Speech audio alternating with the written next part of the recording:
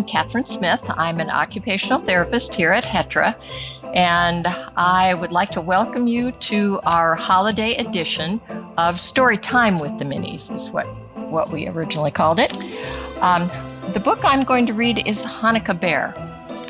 And since perhaps not everybody knows about Hanukkah, I'm going to tell you just a little bit about Hanukkah before I read the book. Hanukkah is the Jewish festival of lights. The holiday commemorates a victory over the Greek army in 145 BCE, when the temple in Jerusalem was restored to Jewish worship. According to tradition, there was only enough sanctified oil to light the temple menorah for one day. The oil miraculously burned for 8 days, long enough for more oil to be brought to Jerusalem. Since then, oil and light have been a part of celebrating Hanukkah. The 9-branched Hanukkah lamp, the menorah, is lit each night, beginning with 1 candle and ending with 8. A servant candle, the shemus, is used to light the others.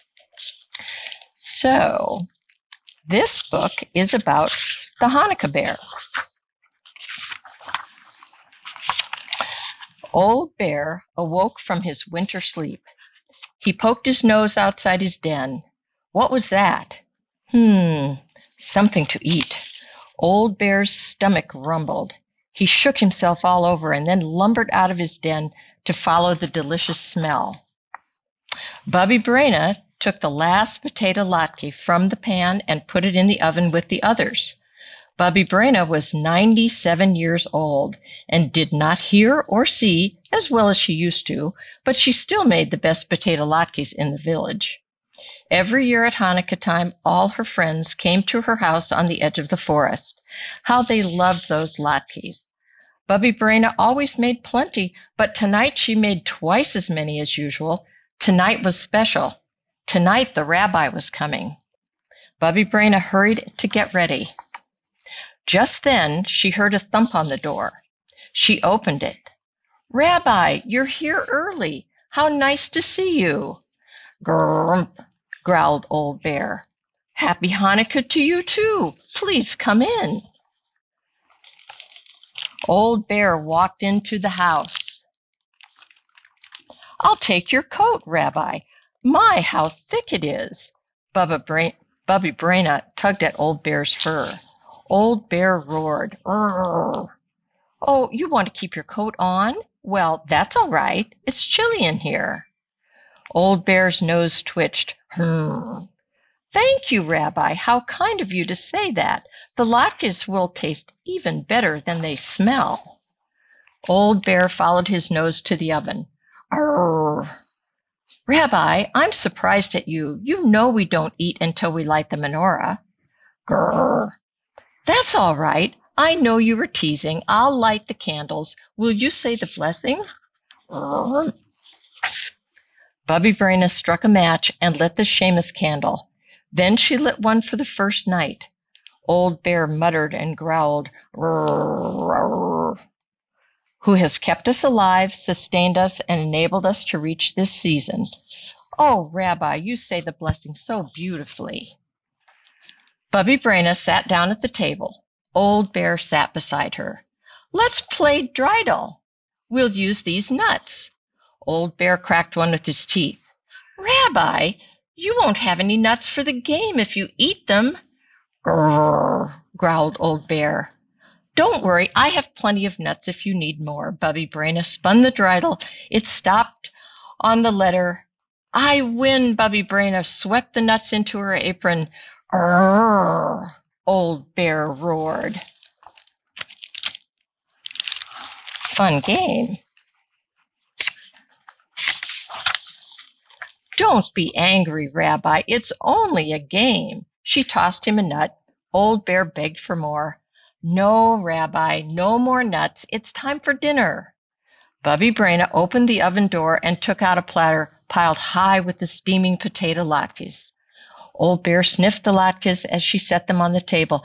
"Do you prefer sour cream or jam?" Bubby Braina asked. "Urgh," Old Bear growled. Jam, I thought so. Bubby Braina smiled and smeared 5 big latkes with jam and stacked them on Old Bear's plate. Old Bear gobbled them down. Bubby Braina laughed. You should use a fork. You have jam all over your beard. She wet a towel, wiped Old Bear's face. I must tell you, Rabbi, you eat like a bear. Grrr. I'm hungry like a bear, so I eat like one. I can see that, Bubby Braina said.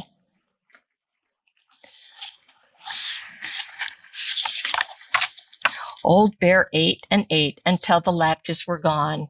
He felt drowsy. His head flopped on Bubby Braina's lap.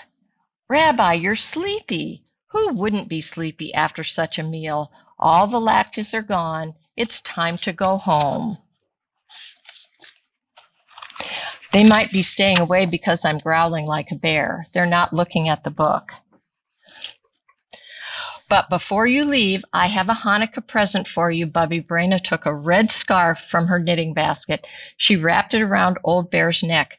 I made it myself. Grrr, Old Bear licked Bubby Braina's face. Bubby Braina blushed. Oh, Rabbi, at my age?